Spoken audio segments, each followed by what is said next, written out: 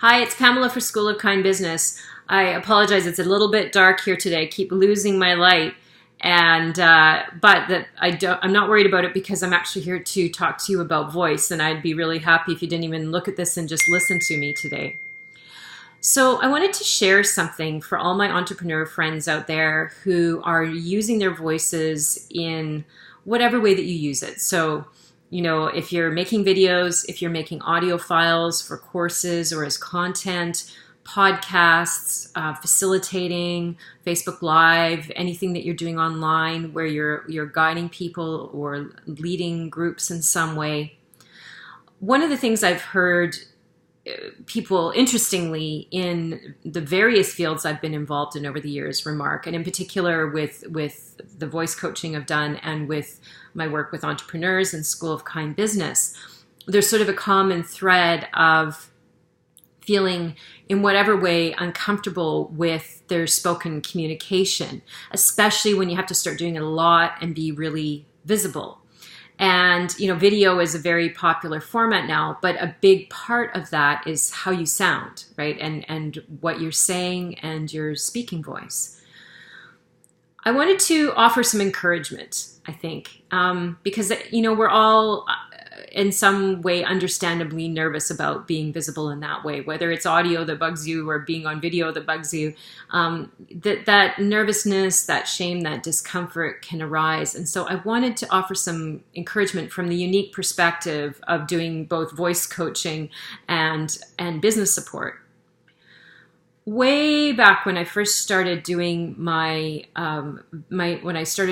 very first song recording that was going on a CD, I hadn't really thought about it. I just, went in to do the recording with my friend, and then quickly realized I was going to have to listen to myself over and over and over again.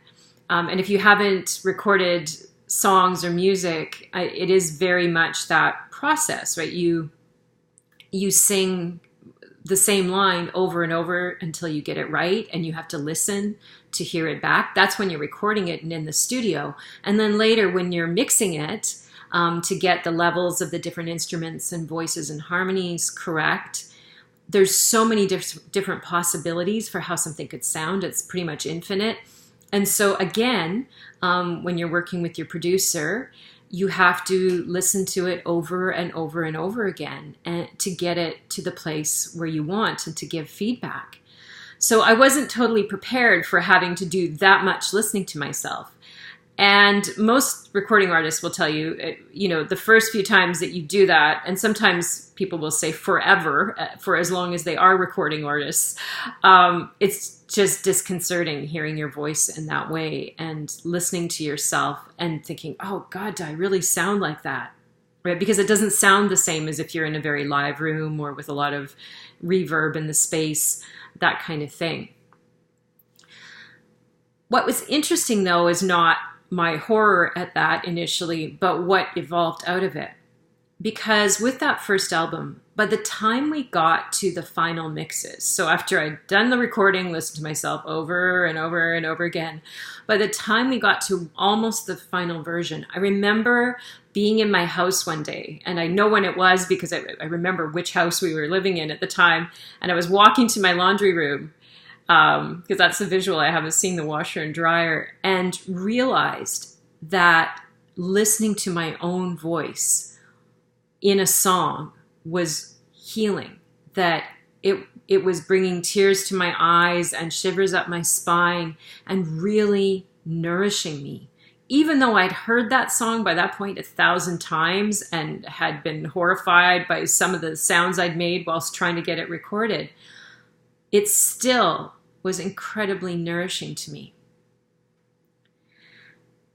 Fast forward to doing business work now and having made, hundreds of videos and audio recordings, many of which don't see the light of day, right? You only keep the best ones to put out there.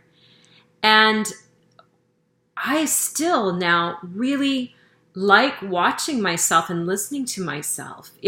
I'll listen to an audio recording I made over and over again And, you know, the first few times it's always checking for content and checking for technicalities. But then I've noticed I'll listen to it a few times. And when I make these mindfulness practices, which you can find on the resources page of my School of Kind Business website, I'm using those myself to guide myself through. I'm letting my own voice guide me through. There is something really magical about this collection of cells emanating a voice, a sound, a set of vibrations, and then receiving that back in a way that is supportive, nourishing, healing. And yes, it does take a bit of listening. It takes moving through the discomfort and the shame or the critique or whatever those negative or painful or shadowy memes are that we've absorbed around our voices.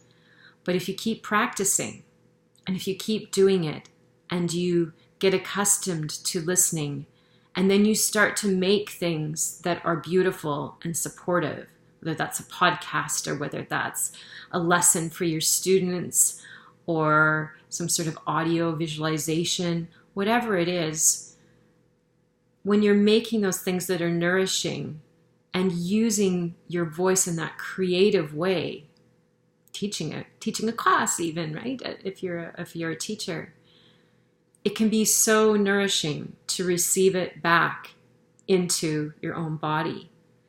It can become a source of healing and medicine for you.